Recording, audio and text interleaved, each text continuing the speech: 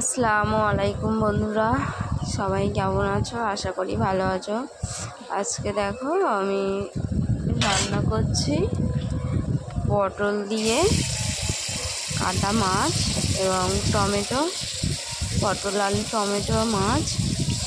দেখো মাছটা প্রথমে একটু ভেজে নিচ্ছি, নুন হলুদ দিয়ে মাছটা ভেজে নিব প্রথমে।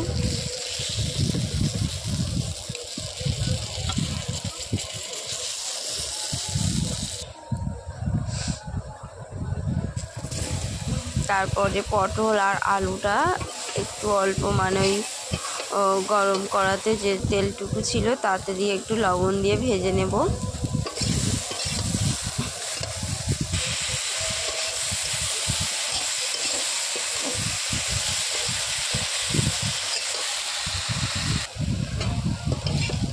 ভাজা হয়ে এসছে, আমি এগুলো তুলে নেব। তারপরে তেল দিয়ে রান্নার জন্য পেঁয়াজ দিয়ে দেব, একটা গোটা পেঁয়াজ দিয়ে দিব।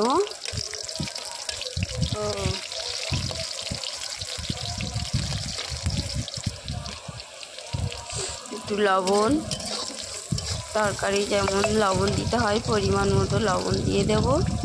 টমেটো দিয়ে দেবো, 3টে টমেটো নিয়েছি এখানে, টমেটো দিয়ে দেব।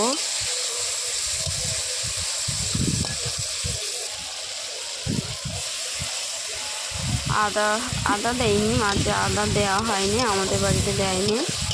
ওতে রয়েছে রসুন, জিরে এবং সর্ষে পেস্ট দিয়ে একটু ভালো করে নেড়ে চেড়ে নিয়ে এরপর দিয়ে দিচ্ছি ঝাল হলুদ।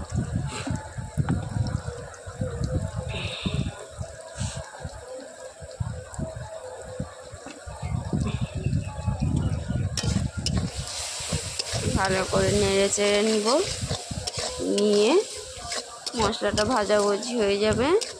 তারপরে ঢেলে দিব একটু পানি, অল্প করে একটু পানি দিয়ে দিচ্ছি।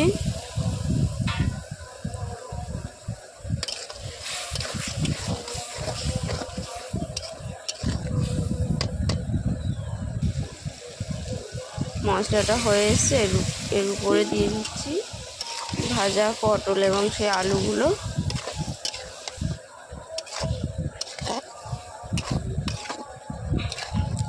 বন্ধুরা, এরকম পটল আলু মাছ তো অনেকেই রান্না করে, এরকমভাবে রান্না করে দেখবেন। শুধু টমেটো দিয়ে ওরকম চচ্চড়িটা করলেই শুধু ওর দিয়েই তোমার ভাত খাওয়া হয়ে যায়, খুব সুন্দর লাগে।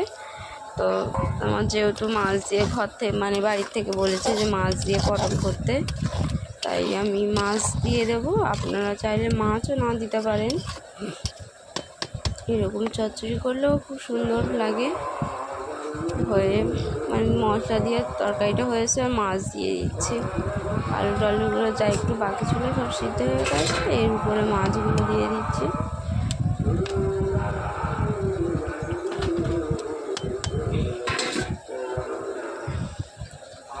আর হয়ে এসছে দেখুন, একটু মরিচ, জিরে মরিচ গুঁড়ো দিয়ে দিচ্ছি, ফ্লেভারটা সুন্দর আসে। রান্না কমপ্লিট, দেখুন কেমন হয়েছে, তো সুন্দর লাগছে দেখতে, কালারটাও খুব সুন্দর হয়েছে। যদি ভিডিওটা ভালো লাগে প্লিজ একটা লাইক করে দেবেন।